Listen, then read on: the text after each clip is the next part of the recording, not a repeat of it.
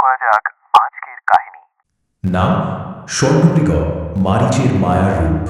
মনে আছে তো, আগের পর্বে খর আর দূষণের শোচনীয় পরাজয় হয়েছিল। শূর্পণখার মুখে সীতার অপরূপ সৌন্দর্যের বর্ণনা শুনে রাবণের মনে কিন্তু প্রতিশোধের আগুন দাউ দাউ করে জ্বলে উঠল। সীতাকে পাওয়ার লোভে সে এক ভয়ঙ্কর ষড়যন্ত্রে জাল বুনল, আর এই পরিকল্পনায় সাহায্য চাইতে সোজা চলে গেল সেই পুরনো রাক্ষস মারীচের কাছে। গভীর জঙ্গলের মধ্যে রাবণ এসে পৌঁছল মারীচের আশ্রমে।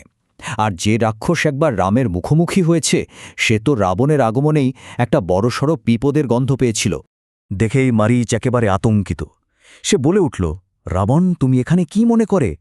আমি রামের শক্তি নিজের চোখে দেখেছি। খবরদার, তাকে আহ্বান করার সাহস করো না। কিন্তু রাবণের চোখে তখন প্রতিশোধ ছাড়া আর কিচ্ছু ছিল না।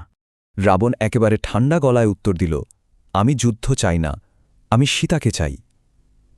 এই কথাটা শুনে মারীচ যেন জমে বরফ হয়ে গেল। এরপর রাবণ তার ভয়ঙ্কর পরিকল্পনাটা খুলে বলল। সে চায় মারীচ একটা মায়াবী সোনার হরিণের রূপ ধারণ করুক, যার রূপে মোহিত হয়ে সীতা তাকে পেতে চাইবে। রাবণের এই শীতল পরিকল্পনাটা শুনে মারীচ পড়ল এক উভয় সংকটে। সে পরিষ্কার বুঝতে পারছিল তার জন্য মৃত্যু একেবারে নিশ্চিত।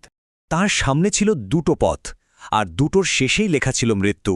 একদিকে রাবণের কথা না শুনলে রাবণ তাকে তখনই মেরে ফেলবে, আর অন্যদিকে যদি সে রাবণের কথা শোনে তাহলে রামের তীরে তার মৃত্যু কেউ আটকাতে পারবে না। শেষমেশ মারীচ নিজের ভাগ্যকে মেনে নিল। সে খুব শান্ত স্বরে বলল, বেশ, আমি আপনার পরিকল্পনা মতোই কাজ করব, আর রামের হাতেই আমার শেষ পরিণতি বরণ করে নেব। আসলে সে দুটো নিশ্চিত মৃত্যুর মধ্যে থেকে যেটা শ্রেয় সেটাই বেছে নিল। এর কিছুক্ষণ পরেই রাম, সীতা আর লক্ষ্মণের শান্ত কুটিরের কাছে এক জাদুকরী হরিণ এসে হাজির হল। মারীচের মায়ারূপ নিয়েছিল এক অবিশ্বাস্য সৌন্দর্যের। তার শরীরটা ছিল যেন একেবারে খাঁটি সোনা দিয়ে গড়া, বনের সবুজ পাতার আড়াল থেকে যার আলো ঠিকরে পড়ছিল। তার চোখ দুটো ছিল নীলকান্তমণির মতো উজ্জ্বল, আর সেই দৃষ্টিতে ছিল এক অদ্ভুত অজানা মায়া। আর যখন সে এক মায়াবী ভঙ্গিতে এদিক ওদিক হেঁটে দাঁড়াচ্ছিল, তার শরীর থেকে যেন এক অপার্থিব আভা চারিদিকে ছড়িয়ে পড়ছিল। সীতার চোখেই প্রথম পড়ল সেই হরিণটা। তিনি তো বিস্ময়ে একেবারে অভিভূত। রামকে ডেকে বললেন, রাম, এই সুন্দর হরিণটি দেখুন, আমি জীবনে এমন কিছু কখনো দেখিনি। সীতার এই সরল নিষ্পাপ অনুরোধের মধ্যেই কিন্তু রাবণের পাতা ফাঁদটা ধীরে ধীরে তার জাল বুনতে শুরু করে দিল। রাম কিন্তু হরিণটিকে খুব সাবধানে দেখছিলেন। তার অভিজ্ঞ চোখে কিছু একটা অস্বাভাবিক মনে হচ্ছিল। তিনি ভাবলেন, না, এটা কোনো সাধারণ প্রাণী হতেই পারে না। কিন্তু সীতা আবারও খুব কোমল স্বরে অনুরোধ করলেন, প্রভু, দয়া করে ওটাকে আমার জন্য নিয়ে আসুন। যদি পারেন জীবন্ত ধরবেন, ওটা আমাদের এই কুটিরের আনন্দ হয়ে থাকবে।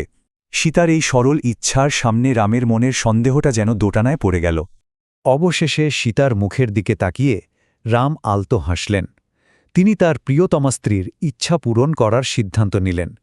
মনে সন্দেহ থাকা সত্ত্বেও ভালোবাসাটাই শেষ পর্যন্ত জয়ী হল। রাম লক্ষ্মণের দিকে ফিরে বললেন, লক্ষ্মণ, তুমি এখানেই থাকো এবং সীতাকে রক্ষা করো। আমি শীঘ্রই ফিরে আসব।